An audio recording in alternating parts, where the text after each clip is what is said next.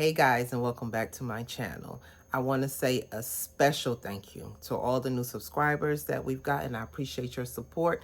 And also, I took the time out to read every single comment, and I enjoyed learning about everyone's journey that shared and posted their journey. I really appreciate your transparency, and I appreciate all the comments and all the suggestions, all the recommendations, and all the support. So thank you so much for that. If you are new to my channel, my name is Sabine. I am a licensed master cosmetologist, and I want to say a special welcome to you. If you are a returning subscriber, or if this is not your first time seeing one of my videos, welcome back. So what are we talking about today? It is a continuation, as promised, from the last video, which I will break down into 3 parts, of all the supplements that I take to help to deal with this perimenopause and to just help me with life. You know, I'm aging. We all age. It's just a part of life. So we have to do things a little bit different, okay? So today we're going to be discussing my supplement journey, what I take as supplements, what the doctor prescribed to me, and what that journey looked like as well, okay? So stay tuned. If you can hear my baby's noise in the background, please forgive me. My baby is home and she is lit, okay?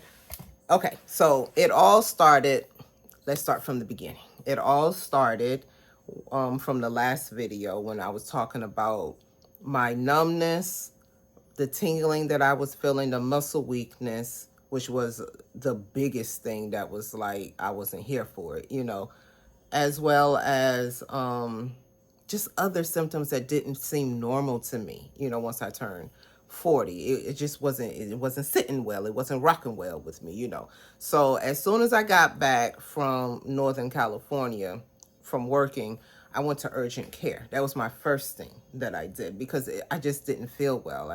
Things just weren't normal, especially with all the muscle weakness. So when I went to the urgent care doctor, which of course is not my primary care physician, I just needed to go somewhere to get checked out.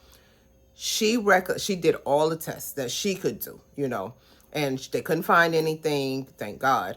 And she was like, well, I recommend magnesium.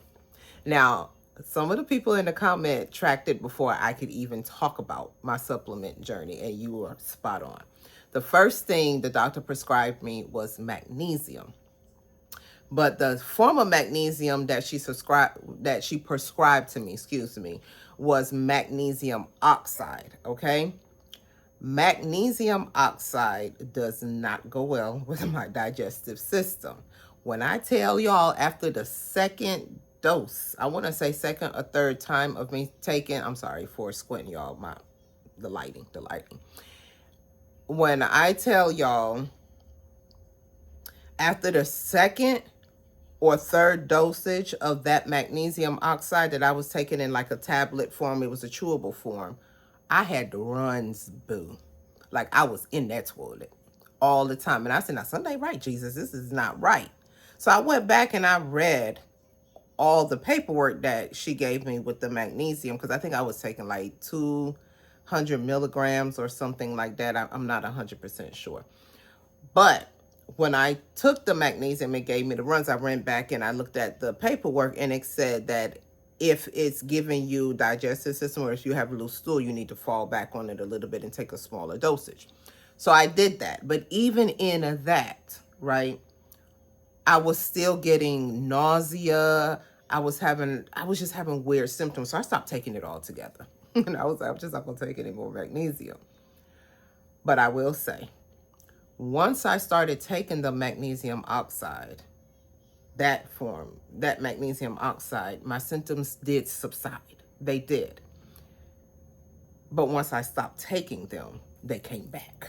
Okay, so I said, okay, the muscle weakness, the tingling, the numbness, and all of that came back.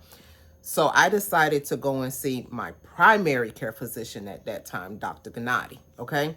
And when I went to go see Dr. Gennady, my symptoms had progressed, so they were worse. And even walking into the doctor's office, I was having the tingling, I was having the numbness. Walking into his office felt like an IV was hooked up to my body because I was having cooling sensations all through my body. So the doctor checked me. He was doing all the little heart check and all of that. And he was like, Sabine, I see that you're having symptoms, right? But I can't pinpoint what it is because it's not showing up anywhere on your test, okay? So I said, Dr. Gennady, what do you think it is? He said, I'm not sure, but what I'm going to do is I'm going to Jesus, I'm so sorry. I'm going to prescribe you zinc, B12 shots, and at that time, that was it. He just put me on zinc and B12, okay? I was getting B12 shots once a week, plus the zinc, and I was taking, and he already prescribed me vitamin D. Before I started having all of these symptoms, I was having hair loss, right? And I was extremely tired. So when I first went to him before this visit, he checked my blood work because I go every year to the doctor to get my physical, right? So he did my blood work, and I had just had a baby, I think 2 years before that. My daughter was 2 at the time when I went for that physical. And my vitamin D levels were abnormally low. I believe your vitamin D level is supposed to be at 55, and mine was at like 22, 21. It was really, really low. So he prescribed me 2,000 EIUs of vitamin D every day. But you know I don't do right. I didn't take them. I didn't go and fill the prescription, okay? I'm like, I don't need that. I got the sun. I'm good, right? But at that time, up until the latter visit that I went to go see him for, I was already prescribed vitamin D, zinc, and now magnesium. But and B12, I'm sorry, and the B12 shots. When he gave me the vitamin D and I told him I didn't take it, I didn't go and get the prescription filled, he was like, why, Sabine? Like, why you got to do stuff like that? I said, I don't do right? And he was like, go and get the vitamin D. So I went and got the vitamin D, which is another video. I'm going to break down the vitamins and the supplements that I'm taking into 3 separate videos, okay? Because each one has its own function in my journey, and I'm going to detail how I use each supplement separately, okay? So, but this video, we're going to specifically talk about magnesium, how the magnesium works in my life in this journey, okay? So when he prescribed me magnesium, I told him that the other doctor from the urgent care prescribed me magnesium, but she prescribed me magnesium oxide. And I told him it's just not going well with my system, so I stopped taking it. So he prescribed me magnesium citrate, okay? And he was like, try that, see how that works for you. 200 milligrams of magnesium citrate. A disclaimer, please. I have had extensive blood work done. I've had a lot of labs done. So all of the dosage and the amounts that I'm telling you are prescribed by my doctor, tailor-made for me, because I have had extensive blood work done, okay? I do suggest you go and consult with a physician before you get on any type of supplements. Get your blood work done, okay? So they can make sure that you are getting the right dosage and the right amount for your specific needs, okay? I had to give that disclaimer because I don't want anybody going and saying, Sabine said, take this amount. It is tailored for me, okay? So we're talking about my journey. So I just made sure I gave that disclaimer. So anyway, I digressed. When he prescribed the magnesium citrate, I went to go and try to fill it, but I was unable to get it filled for whatever reason. My insurance was having some issues getting the medication or whatever, so they told me to go and get it over the counter. But by then I was doing research, and as I was doing the research, I decided to go with magnesium glycinate, okay? Because I heard that it's easier on the stomach, because magnesium citrate, once again, has a laxative effect. And I was like, I don't need no more loose stool. I need to wash these guts, okay? So I went and I decided to get magnesium glycinate instead of magnesium citrate, 200 milligrams. And it worked wonders for me. It really did help, okay? So the 200 milligrams were working, but then I started to have symptoms again. So it was like off and on, off and on. I couldn't explain it. So this time, I want to say about a year or so went by, I was on the magnesium glycinate, and I switched. It's a long story in that, but I ended up switching primary care physicians, and I ended up with another primary care physician with another doctor. So when I went to that doctor, he did extensive blood work as well. Like when I tell y'all, I was at the lab, they was drawing me dry. They was sucking me dry for all of my blood. Every time I went to the doctor, I was getting 7 big vials. I'm talking about like this, boo. Big vials of blood taken from me. Okay. And I had to do it multiple times. He tested me for everything. Like I said in the other video, he tested me for everything under the sun. Everything that you could have thought of to test me for, I got tested for all of it, including lupus. Okay, everything. Thank Jesus. Thank you, Lord. Thank you, God. Came back negative. So he referred me to go see a neurologist. So I made the appointment. I booked the appointment to go see the neurologist and the ophthalmologist. I think that's the people with the eyes, the people that check your eyes. I forgot what they call. I went to the eye doctor, and I think that's all that he sent me to. The neurologist and the eye doctor, because I was having issues with my vision. Remember the blurriness. So when I went to the ophthalmologist, they told me, like I stated in the last video, that I had 20/20 vision. Okay, so there wasn't any issues with my vision. They did all the tests or whatever. They told me my vision was straight.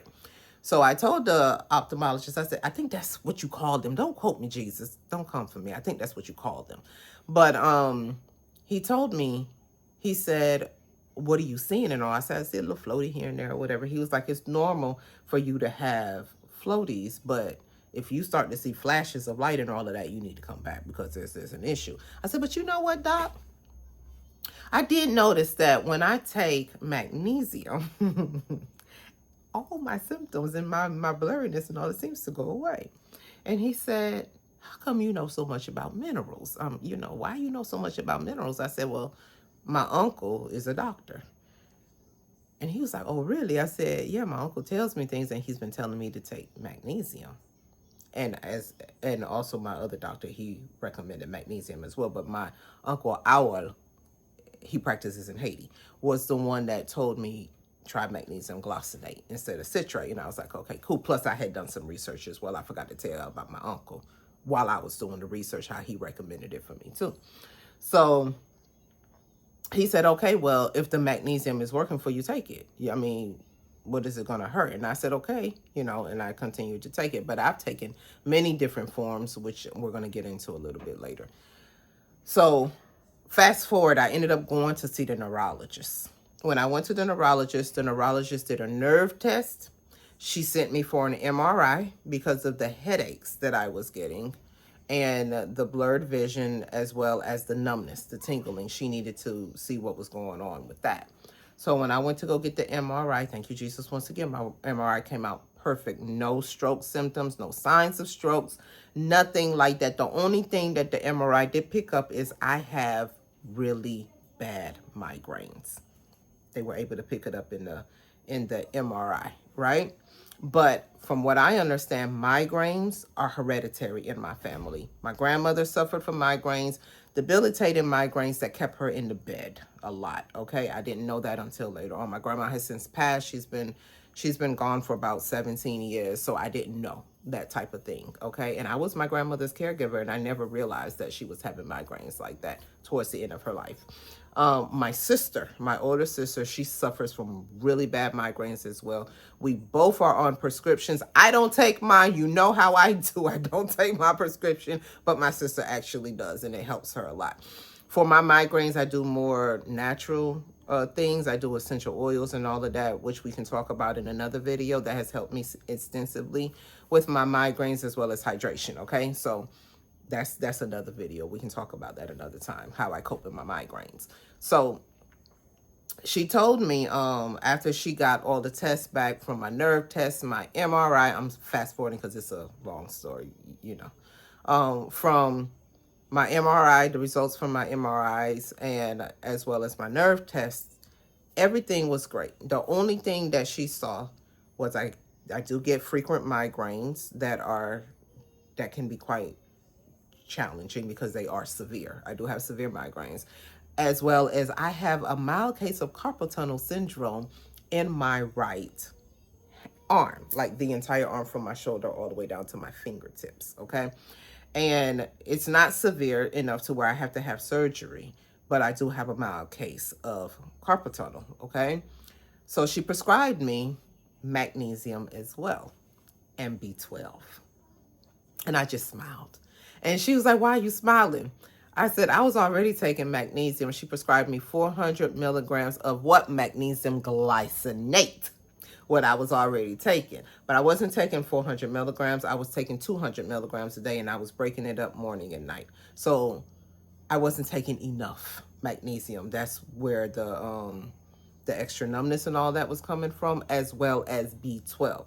B12 helps to regulate your nervous system, okay? So she prescribed me 5,000 milligrams of B12, okay?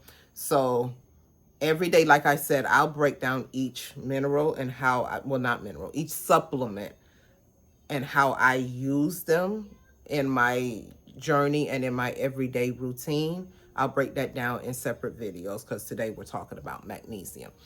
So I started to take 400 milligrams at night as prescribed of magnesium glycinate, right? But I don't take the tablets. I either take the veggie capsule or the soft gel capsule. I've even done liquid magnesium because for me, the tablet doesn't absorb well. With that being said, we are going to talk about the different forms of magnesium glycinate that I have tried. I have done the magnesium glycinate liquid form, the ionic version, because it's more bioavailable, meaning that your body absorbs it faster. I do like that version the best, okay? But sometimes it's a little bit hard for me to source. I've done the soft gels, which I'm currently taking right now. I've done the veggie capsules.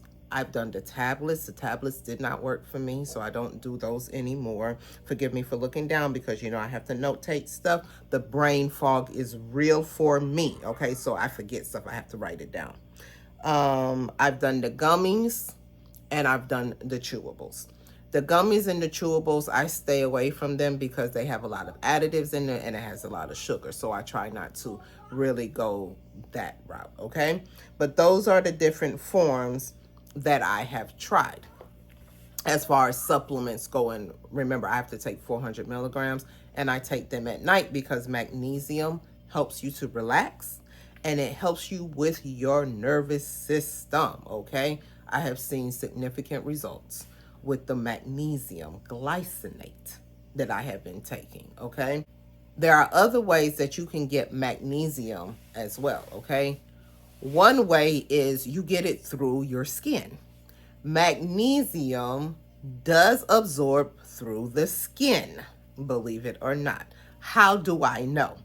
When I was going through all of these symptoms and all this extra and all the stuff that I was going through with my body with the nerves and all that other type of stuff with the muscle heaviness, I live in Los Angeles, so I go to the beach. I have access to the beach. Thank God for that, okay? But the thing about the LA water is Pacific water and it is cold. It's like they took ice chunks and they put it in the water. That water is cold all year around, okay? But my babies love to play in the water. So I don't like to get in the water like that. I like to sit on the side because your girl don't like to be cold. Imagine being on the beach in a hoodie. That's what I look like. On the beach in a hoodie because I'm cold, okay? So anyway, when I had my daughter, my oldest daughter, she don't have no problems getting in the water by herself. But my baby, somebody got to get in the water with the baby because my oldest daughter like to go all the way out there. She like go boogie boarding, surfboarding and all of that. My baby can't do that. So I had to start getting in the water with my baby. But I would notice even when I was sitting on the shore, my skin would start to itch real bad. Like it would itch. And I'm like, what is this? I was fine before I got to the water, okay? When you are magnesium deficient, when your skin is in contact with any type of magnesium chloride, magnesium, the Epsom salt, I think it's magnesium sulfate. I think that's what the Epsom salt is. Anything like that, especially magnesium chloride, you're going to itch. That's how you know you are deficient, in magnesium, okay? So I'm sitting on the shoreline trying to be cute, and I'm over here itching, Jesus. And I'm like, why am I itching like this, okay? The magnesium from the salt in the air from the water was being absorbed in my body because I was deficient in magnesium and didn't know it. I didn't realize that, but it was worse when I got in that water with the baby. Ocean water is full of magnesium, okay? Magnesium chloride. That's where we get the salt flakes from. It comes from the ocean, okay? I get in the water with my baby. You would swear that ants were crawling all over me when I got out that water. I never understood at that time because I didn't know how it worked. I didn't understand why I would itch every time I came from the beach, because my body was absorbing the magnesium in that salt water, okay? So, yes, magnesium does absorb through the skin. So, I do take magnesium baths now. I soak in magnesium water, okay? Most of the time I soak in Epsom salt because it is more cost effective. Your girl not rich around here. Magnesium chloride is a little bit pricey, okay? So most of the time I use Epsom salt. But when I'm able, I do use magnesium chloride and I soak in magnesium chloride, okay? The ratio that I use is, my bathtub is not that huge, so I use 2 cups of Epsom salt to fill up my whole tub, and I soak in that for about 20 minutes. If I have magnesium chloride and I'm using magnesium chloride, I use 1 cup of magnesium chloride to fill up my whole tub, and I soak in there for 20 to 30 minutes, and it makes a huge difference, okay? Another way I get my magnesium in is magnesium lotion. I am a formulator. I have my own cosmetic line, which will be linked in the description below for anyone that is interested in shopping with your girl. All the information will be in the description box below, okay?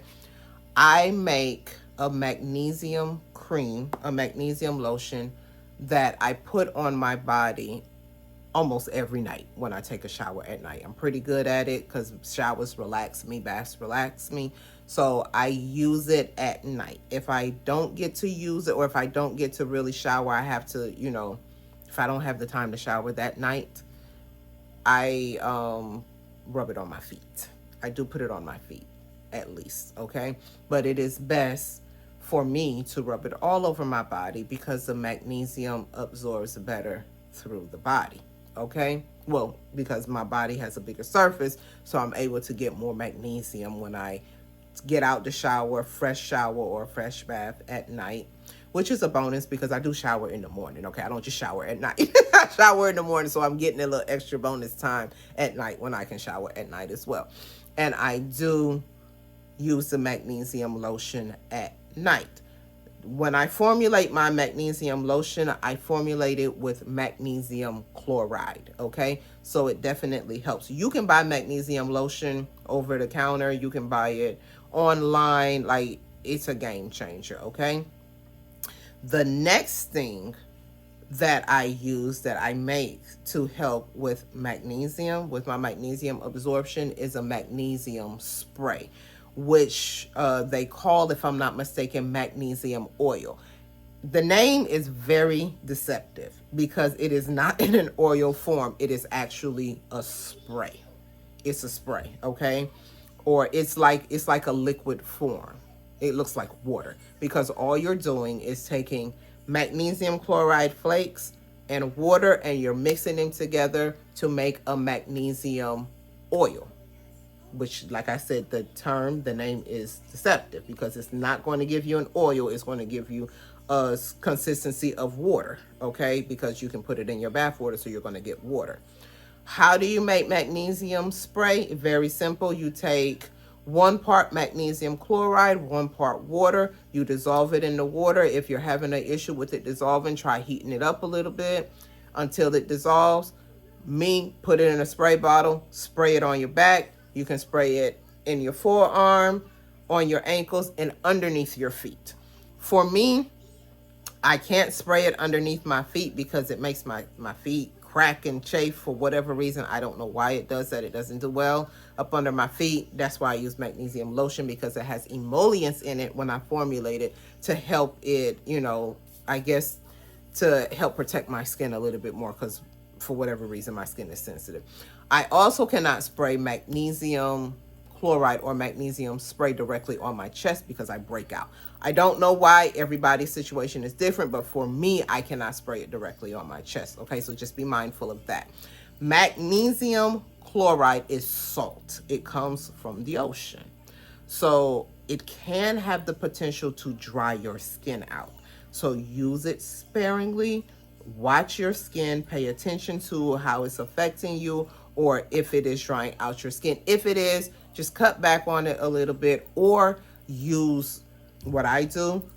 Use lotion first. Put lotion on first and then spray it on your body. Technically, you're supposed to spray it right out of the shower because your pores are open and it can absorb quicker. But if you're like me and it makes you itch because I am magnesium deficient, use oil or some type of lotion to help create a barrier before you spray it on your skin, because it's going to absorb. You just won't have that, you won't have that bare skin itching like that, okay? Oh, I forgot, sorry. Another thing that I do, if I cannot take a magnesium bath, I soak my feet in magnesium. So I'll do a foot soak with magnesium chloride or Epsom salt, okay? With the Epsom salt, I use a 1/2 cup. With the magnesium chloride, I use the same amount, a 1/2 cup, and I put it in a tub of water and I soak my feet. I have a pedicure machine, so I put my foot in the pedicure. I do the bubbles and all that other type of stuff, put a little essential oil in and be doing some fancy stuff, but you don't have to do that. You can literally just take a tub of water, put 1/2 cup of magnesium chloride or Epsom salt in it, put you some water in there, and soak your feet for 20 to 30 minutes, 30 minutes max, okay? Rinse it off. Well, I don't even rinse my feet off, honestly. I just dry it, put my lotion on it, and go to bed, okay? It's so relaxing. You will love it, and it will help you with your magnesium intake, okay? I have also done mineral drops. The mineral drops I was getting from Amazon. I can try to put the link below in the description. I think it's called Mineral Drops, but before I was using that particular brand, I was using Trace Minerals. It's amazing. It is. But the magnesium drop, first let me tell y'all something. Let me sit up so I can tell you this real good. Trace Minerals is expensive. It is. It's really good, but it is expensive. The new magnesium mineral drops that I use, it's not just magnesium mineral drops, it's trace minerals. You need trace minerals to make your body function, okay? It's half the price, okay? So I was paying $42 for the trace minerals. No shade to them, because like I said, they're amazing. I love them, but the way my pockets are set up, I can't always afford trace minerals like that, okay? So instead of using the trace minerals, if you can get it, get it. It's amazing. But instead of using the trace minerals, I think it's called the mineral drops from Amazon, and like I said, I'll try to link it down below. I was using a 1/2 teaspoon. Is that right? I think, yeah, a 1/2 teaspoon, 40 drops is what they say, which is equivalent to a 1/2 teaspoon and about 16 ounces of water. And I would drink it every morning. But I also drink sea moss. I drink sea moss as well. So I would do the mineral drops with the sea moss. I make my own sea moss. I get it from my cousin. You can get it from another place as well called Red's Kitchen Sink, I believe. That's where I was getting it from first. But my cousin gets hers straight from St. Lucia, and it's the best stuff ever. Her stuff, okay? But if you're looking for a more commercial way to get it, I will try to find their link and add it to the description box below if I can, okay? But it's called Red's Kitchen Sink, okay? That's the place. They have really good sea moss as well. So I make the sea moss gel. There are plenty, plenty of videos on YouTube that teach you how to make sea moss gel, okay? It is amazing. It is an acquired taste. So you have to make it work for you. Trial and error, okay? So I use 16 ounces of water with the sea moss gel that I make with a half a teaspoon of mineral drops in the morning. And when I tell you, your girl is good after that, I am good after that, okay? Now, the last and final thing, I'm sorry the video is so long, but the magnesium is the star player in my journey, okay? But the last and final thing that I do to get my magnesium, I get it through my diet, boo. I get it through my food, okay? I have a list of foods that I personally eat, as well as some research that I've done to find options for the people that eat meat and the people that don't eat meat, you know, the vegetarians, the vegans, and the meat eaters like me, okay? So there's a little something in this list for everybody so we can get the magnesium that we need, okay? Okay, so here are the list of foods that I personally eat and that I have researched for you guys so we can have many options on how to get our magnesiums. I got my list in front of me, so I will be looking down, okay? Number 1 is nuts and seeds, okay? They are magnesium powerhouses, nuts and seeds. And the first thing on the list is pumpkin seeds. When I tell y'all I eat pumpkin seeds like it's popcorn, I eat it like it's popcorn. I absolutely love pumpkin seeds. You can eat it with the shell or deshelled. It's up to you. Sometimes I have to eat it without the shell. The shell offers a good dose of fiber, okay? So it does help you with your fiber intake. But the way my teeth is set up around here, sometimes I can't chew those shells. So I have to chop, you know, and then spit the shell out and eat the little thing that's in the middle, the little seed that's in the middle, and it is great. So I get them roasted already, or I buy them raw and I roast them in the oven myself. Or sometimes I'm able to get a pumpkin and I take all the pumpkin seeds out of it, rinse them, and I do my little 1-2 and I roast them in the oven myself, and it is amazing. They're delicious. I've loved pumpkin seeds since I was little, but it is a few and far between treat that I can find them shelled. So if I can't get them when pumpkins are in season, I either buy them already roasted in the shell, or I get the raw ones, the little green, I don't know how to pronounce that, them little green things, pumpkin seeds, and I roast them in the oven myself, okay? That's how I get my pumpkin seed, my daily pumpkin seeds, because it does help. Pumpkin seeds for about 100 grams carry 535 milligrams of magnesium. They are a powerhouse, okay? I strongly suggest you add them to your diet. And for more information about pumpkin seeds, you are more than welcome to visit my blog that I have on my website. The link will be in the description box below. It is my website where I sell my products. So all you would do is go to the blog and you will be able to see the information that I have concerning pumpkin seeds and all the benefits of pumpkin seeds, okay? Now, the next seed that has 335 milligrams of magnesium is chia seeds, okay? I've never tried chia seeds. I'm making my way to it, but I heard they're really good. Then you have almonds. Almonds, I love. I love to snack on almonds, okay? I snack on almonds and dried fruit often, or sometimes I just eat them just like that. Almonds are amazing, coming in at 270 milligrams, okay? Next, you have cashews. I don't like cashews, but I know there's a lot of people out there that like cashews. So if you're a cashew lover, you get 260 milligrams of magnesium for cashews. Then you have flax seeds. I've never tried flax seeds. I'm making my way over there to them too. That's 390 milligrams of magnesium. And then you have the all beautiful sunflower seed, okay? That comes in at 325 milligrams, okay? So those are our seeds. Now we're going to move on to the whole grains and the legumes, okay? Number 7, quinoa. Quinoa is great. I love quinoa, but it is a seed and it sprouts. So if you're looking for it to be like rice, it's not like rice. It sprouts like a seed, okay? Quinoa has 120 milligrams of magnesium cooked. Next, black beans. Black beans I eat almost every day. If not every day, every other day. I love black beans. Especially being Haitian, we make something called sauce pois. And sauce pois petit. That's good stuff.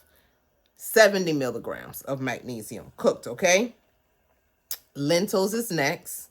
Cooked, 36 milligrams. I do eat lentils. I love lentils.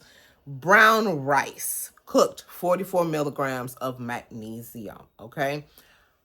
I don't really eat brown rice like that. I'm not going to tell you no story, but I have eaten it and I do like it, but I just eat regular rice, okay? That's what I do. But if you're a brown rice lover, you're getting 44 milligrams of magnesium from that. And the other grain that you're getting magnesium from is oats, raw oats, okay? At 177 milligrams. Now, next, we have leafy greens and vegetables. You got to eat your vegetables. I am fortunate. I don't think there is a vegetable on this earth that I don't like. I like all vegetables. But I know that is not the case for everybody, but I need y'all to eat your vegetables, especially the green leafy ones, okay? So with that being said, spinach is number 1 on the list. Cooked spinach gives you 157 milligrams of magnesium. This is per 100 grams, okay? This is what they're saying, per 100 grams. 157 milligrams of magnesium for spinach. Coming in after that is Swiss chard. It doesn't look like spinach, but it's green. And I love Swiss chard. I eat it sauteed or I make it into a soup. You get 150 milligrams of magnesium through Swiss chard, okay? And next is kale. Kale is amazing. You can get 50 milligrams of kale, and avocados comes in next at 29 milligrams. I eat an avocado every day, half an avocado every day. I either put it in my salad, I make avocado toast, or I just eat it like that because I love avocados. Okay, that's 29 milligrams of magnesium. Now, other sources of magnesium is dark chocolate, not milk chocolate. Okay, dark chocolate. It's bitter, but it's good to get that magnesium in. I love dark chocolate. I eat 80% to 85%, but anything between 70 to 85%, you're getting 228 milligrams of magnesium in that, plus other minerals. It has a lot of antioxidants in it. Dark chocolate is good for you. Now, remember, I said dark chocolate, not milk chocolate. Don't be in over there trying to get you some Nestle Crunch talking about you getting your magnesium. That's not how that works, okay? Dark chocolate. Next is tofu. Tofu, 53 milligrams of magnesium in tofu, okay? I don't eat tofu, but it is great. The next thing is bananas. Bananas at 27 milligrams. And then you have your fatty fish, mackerel, salmon, herring. Haitians love herring, okay? We call it, it's salted herring, salted fish. But herring, mackerel, and salmon. Those fatty fish are a good source of magnesium. You get 90 milligrams of magnesium in that. And then also Greek yogurt, help me Jesus, at 19 milligrams, okay? Those are the list of foods that you can get your good magnesium from. And then also, I forgot to tell you guys, I juice. I do juice. I was juicing every day for about 14 days when I started. Now I only do it once or twice a month, okay? If I'm feeling fancy, I'll do it once a week. If I have the time, I'm super busy, unfortunately. But once or twice a month for me does it, okay? I juice, and that's a separate video. I'll tell you everything that I juice, how I do it, and all that other type of stuff. But that is my magnesium breakdown for this video. I appreciate all the support. I'm sorry the video was so long. I appreciate you guys for sticking it out to the end with me. As always, please let me know your journey. If this has helped you in anywhere, share it. Like, comment, and subscribe. I do read the comments, as you can see. I love to hear your journey. I like to hear what you're going through, how you're coping with it. You know, I love to hear from you. So, let me know. Let me know how it's going for you. Let me know if any of this is helping you. If any of these pointers have helped you, comment, like I said, below. And also, let me tell you this as well. There is nothing that I come on this camera and tell you that I have not consulted with the Father first, okay? I cannot do this by myself. I have to go and sit at the Father's feet to make sure that I am giving you information that will actually help you in your life, okay? Because the same way I went to the Father to ask him to help me in my own personal journey when I thought I was dying, is the same way that I sit at the Father's feet and ask him to direct me in giving you all the instrument, the resources, and the tools that have helped me help you. Okay? So if you have any suggestions, by all means, put them in the comments. I appreciate you guys. And in the next video, I will break down the other supplement that I'm taking. So this will be a 3-part series. Is it 3? I think it's 3. Even though, well, maybe it's 4. It may be 4, okay? I'm going to break it down then. And then, most importantly, I'm so sorry, I forgot to say this. Hydration. Hydration is key. When it comes to perimenopause, when it comes to your life, period. Because remember, we stated before in the video that because our hormones are going crazy and it's doing its thing, you're going to have dry skin, unfortunately, and you're going to have dry, brittle hair, okay? The only thing that's going to combat that, contrary to what everyone else is saying, I lived it, is hydration. You must hydrate yourself.